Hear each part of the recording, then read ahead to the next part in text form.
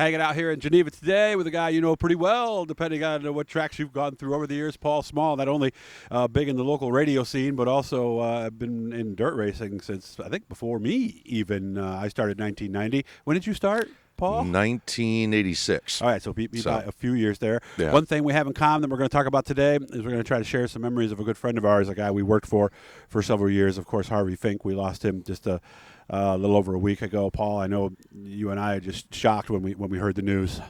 Yeah. It's I'm still trying to get my head around it. Harvey was certainly a unique character, and for me, probably for my career, he was probably one of the more important people that I worked for and crossed paths with. I knew Harvey and David a little bit before I started working at Brewerton, but I had never actually worked with any of the Fink family until the dirt sanction came to Brewerton, and they started running big blocks. And between Glenn, Harvey, and I, we hatched the idea of me going there to work on Friday nights, and I met this Doug Elkins guy. I don't know anything about him. Yeah, whatever happened to him. But all of a sudden it was like, okay, well, you two guys are going to work together, and we had quite the run there. That was about a 5-year run, I think. I think it was 99, maybe 2000 at the latest, somewhere right around there. I think was the last time, because I knew who you were from This Week on Dirt, but I had never worked with you before, and I can't remember if Harvey introduced me or you introduced yourself. But all of a sudden, there you and I and Harvey were in the tower at Brewerton. Yeah, absolutely. Which was the source sometimes of great stress, but also sometimes of great laughter. Yes. Often within 5 minutes. Yeah, each absolutely. Other too, so. I was sitting there thinking about it because I knew we were going to do this today. I was trying to think, how many times did Harvey come in and fire us? At least, sometimes multiple times a night. Oh, yeah. Depending on what was going on. Yeah. Harvey was a very passionate guy. Yes. And when things weren't going the way he wanted, and especially if he had been tipping the Southern Comfort a little bit, he would be quite boisterous. I remember him coming in one night. You and I were announcing. John and Jerry were the scorers. Bob Connolly was the race director, and he came in and just started screaming at everybody that we were all fired. And he stormed out, slammed the door to the tower shut. You and I just kind of looked at each other and just turned the mics back on like nothing had happened. Because there's still racing going on. Yeah, so it's like, what were we supposed to do? It's like, okay, well, we'll see what kind of mood he's in afterwards. But, I learned an awful lot working with Harvey because when I started, I was just announcing, and I was just a couple of years into doing This Week on Dirt, so. I knew a little bit about TV, but not nearly as much as I do now, 20, 30 years later. But learning the business side of racing was really what I remember most with Harvey, because he actually not only taught me, but allowed me to kind of experiment, to kind of have my head on things. We had some ideas that we tried at the racetracks, whether it was in the kitchen with Dave or with the format of an event or the marketing of an event.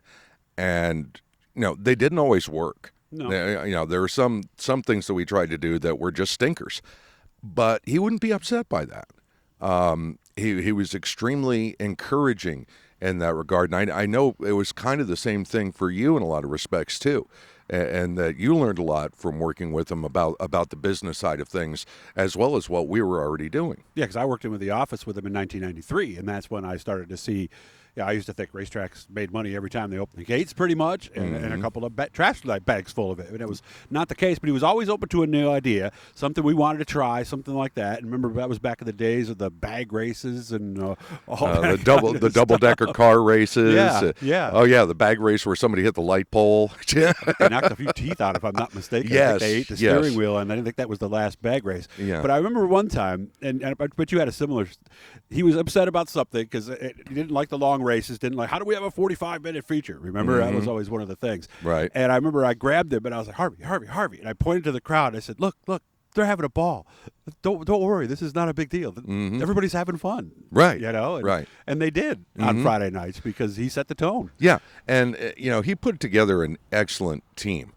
the people that we all worked with from the flagging staff. I think Matt Burdick was flagging for us, and Chip Burdick was flagging for us too.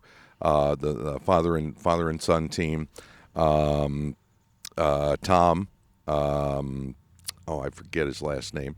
He was usually Matt's tag team partner on the flag stand. Yeah, I think I can picture him, and I can't think of his last name either. I can see his face too. Yes. But then you had with Mexico Unit Parts push truck. You had our our guys in the our guys in the pits.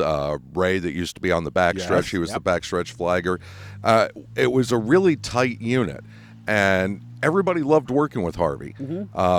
We knew that when it came time to get down to business, that there was stuff to take care of. Right. But there was plenty of room within that to have a good time, and listening to Harvey tell stories sometimes. Yeah, after the race. Yeah, Fun. Exactly. Would be absolutely hilarious. I mean, we would sit there sometimes for like an hour and a half after the races and maybe have a cold one or two. I don't ever actually remember Harvey drinking at the racetrack. Neither do I. Never did. Maybe sometimes we'd go down to Sam's down the street or something after Sam's the races. With the lake on the side, remember? Yep. Sam's with the lake on the side.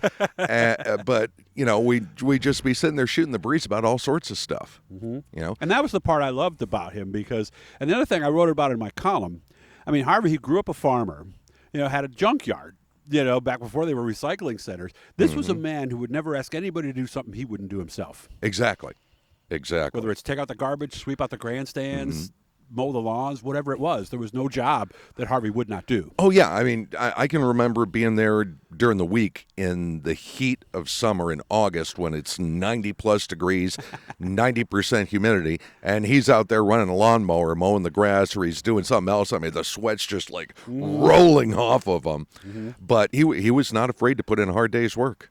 I never saw anybody tan as much as he did. I mean, by the time August rolled around, he's several, but and that was the thing we loved, and like you said, all those times afterwards where we would hang out and I mean, and let's be honest, one of the best darn track rumors ever, maybe. Oh yeah, without a doubt, and he's responsible for.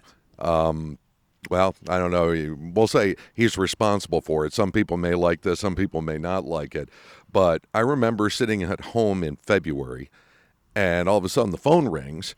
And I pick it up. It's Harvey. I bought you a present. Really? What are you talking about? I bought you a sound effects machine. Oh, no. Oh, yes. Yes. What was it called again? The what? It was called the 360 system. 360 system. Yeah, it was basically, what people have, they call them like cart walls and stuff like that now on a laptop. Yeah. But this was a separate unit that came pre-stored, and then we started loading stuff up into it. Music, sound effects. I probably leaned on that thing way too much over the years when we were doing Brewerton and Fulton and stuff. But that kind of creativity. And Harvey, being willing to shell out at the time was not cheap. It was like $2,500 to shell out that kind of money to allow us to add that element to things. I mean, I still use those elements to this very day, wherever I'm working. So, well, Harvey, we're going to miss you. I hope you guys like this. We're going to do another one with Paul here somewhere down the road. We're going to share some stories about the dirt days, the traveling with the Rush Hour on Dirt series. But this one today, does that mean we're going to tell the Maple Donut story? I think we're going to have to. Yeah, we're going to have to tell the Maple Donut story. Thanks for having me out today, Paul. Again, subscribe, guys. Hit the bluey down in the corner. Let you know every time we're doing something cool. Paul, thanks so much for your time, bud, and I will see you soon.